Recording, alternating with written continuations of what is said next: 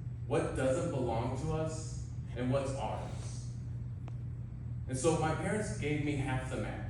And it's actually a really great map. I love life. And so much of that has come from the love and upbringing that I was given. And so I want to give you a couple keys that my mom gave me. And I'm going to try to share some Vickyisms. These are things that my mom would say that some of your parents, I'm sure, said as well. I'm going to find my little list. But as I do that, I just think of my mom didn't bullshit life. There was no, she told it as it was. And she made sure that we knew that life wasn't fair. And it was up to us to just show up to our life as we were. And she had so much grit, that West Texas dirt grit. And she gave us the gift of truly just showing up to life. And there's some things that my mom would say. For instance, when I was in late high school, I went to a friend's house, and I was like, hey, let's bake something. Like, cool, let's bake something. And I was like, cool, give me some of that Confederate sugar. And they were like, what? You know, Confederate sugar, that white fluffy sugar stuff? And they were like, man, that's confectionery sugar. I said, what? My whole life, my mom called it Confederate sugar, just because. But the wild thing is, you know, I grew up in a small town where behind doors I witnessed some of my friends' parents being racist. The gift that I was given is that everyone was loved equally in my household. All of my friends growing up were Black and Hispanic, and there was never a word spoken behind closed doors about anyone of any difference, other than people were welcome. What a beautiful, beautiful gift. My mom was fiery, 100 pounds of don't mess with her, and I would get in fights with her, and she would say, you want to fight? Stick your head in my butt and fight for air. That taught me that oftentimes what life needs is just humor. It's like, what do you do with that? There's no fighting that. She would also say, I would always like go to the store, and I was the golden child. I'd always ask for stuff, and she would get annoyed with that. At some point she started saying, well, you can want in one hand and you can shit in the other and see which one fills up first. And it's just like a true surrender of like, hey, yeah, you're right. Like, let me just live life as I have it, you know? She would also this is not a nugget wisdom, but she would say this to my dad sometimes, myself included. Anytime we would let out a toot, she would say, you could gag a maggot. Which is true. Something else she would say is, you can shoulda, coulda, woulda all you want, but you can't. Being present to life is the best gift. We can't live in the past. We can't live in the future. This is it. There's so much wisdom in just letting go. The shoulda, coulda, wouldas. And just be here. Really wise. And the last one I'll share is, I brought you into this world not to take you out. And just help me remember my order in the chain of things. Just a human being. But of course, being an adventurous person, my sister and I would wander off, like, can we go do this? And she would say, well, if you do that, don't come crying to me when you hurt yourself. And it was just kind of like go live your life. You might get hurt, but like, you're responsible for this. There's a ton of responsibility. So my mom gave me a really beautiful map to life. A really beautiful way of being, to finding beauty in simple things, to looking for God in the mundane, in the rocks, to showing up in loving faithfulness with meals and tenderness for your loved ones. And she's also given me so much more.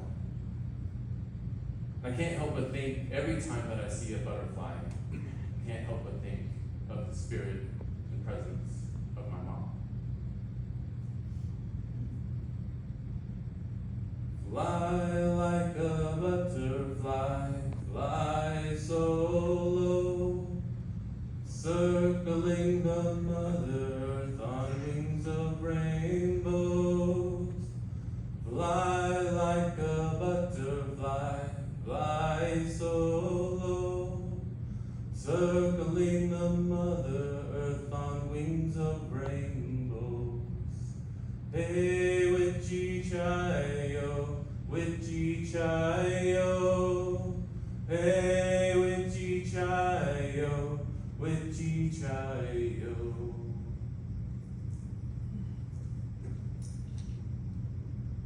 One of the last things my mom said to me is basically, and I won't frame it the way she did, was you never need to ask for permission to speak.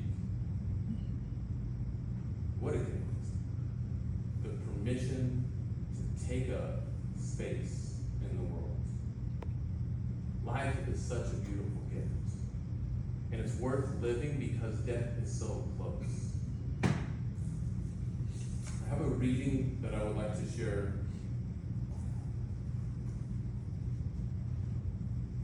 That someone spoke saying, we would ask now of death. And he said, you would know the secret of death, but how shall you find it unless you seek it in the heart of life? The owl whose night-bound eyes are blind unto the day cannot unveil the mystery of light. If you would indeed behold the spirit of death, open your heart wide unto the body of life. For life and death are one, even as the river and sea are one. In the depth of your hopes and desires lie your silent knowledge of the beyond. And like seeds dreaming beneath the snow, your heart dreams of spring. Trust the dreams, for in them is hidden the gate to eternity. Your fear of death is but the trembling of the shepherd when he stands before the king whose hand is laid upon him in honor. Is the shepherd not joyful beneath his trembling, that he shall wear the mark of the king? Yet is he not more mindful of his trembling? For what is it to die but to stand naked in the wind and to melt into the sun?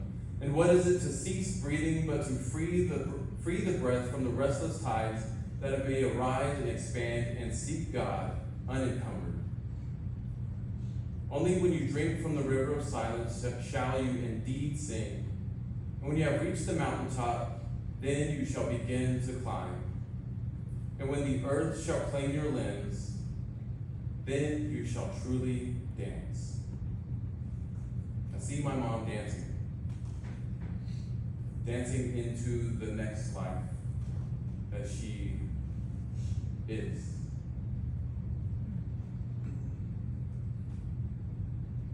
There's so much more I would love to say about my mom. She was so wild. I think I'll share the story of how my parents met. Just as a sidebar, because there was a point in my life, as all children do, I kind of wanted different parents. I rejected my parents, which is such a natural thing to do. But as I've grown in wisdom and love, I'm so glad for my parents. Their wild hearts, their beautiful love, their creativity, my dad's ability to create anything from any kind of material has gifted me with so much richness. And it all started because my dad was in the back of a vehicle and my mom was in the back of another vehicle. And they were driving around town doing raucous and rowdy things like they did. And my dad looked over in this car and saw this beautiful young woman and was like, hey, I think she's kind of cute. I might like to hang out with her. So he leaned over and said, hey, let's hang out sometime. My mom goes, F you! My dad said he took a second, shocked him. Yeah. Then he came back and he was like, anytime! So my mom, being my mom, said, you wouldn't know what to do with it. Oh, man, my parents were tricksters. Like, they had so much love, but they showed it in such fun and mysterious and strange ways. And because of that, I have really fallen in love with the trickery of life. God hides in strange places. The God of Jesus is the God who lives in the people who are outcasts and shunned. And if we were to find that God, our job is to go out into the world and to look in the nooks and crannies of life where the butterflies and the caterpillars lay and find God in the shadows.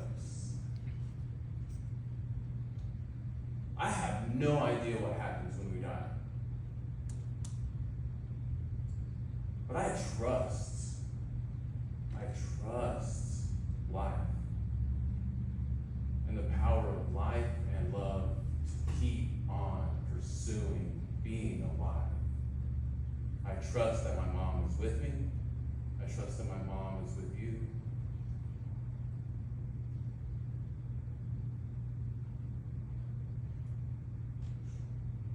Yeah, Jesus was right about a lot. A whole lot. The Son of God, God incarnate. He said, the kingdom of God is at hand. Heaven is on earth. And it's like a treasure buried in a field. When you find it, you're going to go and sell everything, knowing that this is the most valuable thing. And he also said, the kingdom of God is in your hearts. That field where the treasure lays is the heart that is the home of our loved ones who are no longer with us. That is the home for the life that we get to live. Because of the beautiful garden that I got to sprout up out of, I love life. And I love my mom. Thank you. Thank you for gathering in celebration. Look for her in the winds as the butterfly splits and flitter.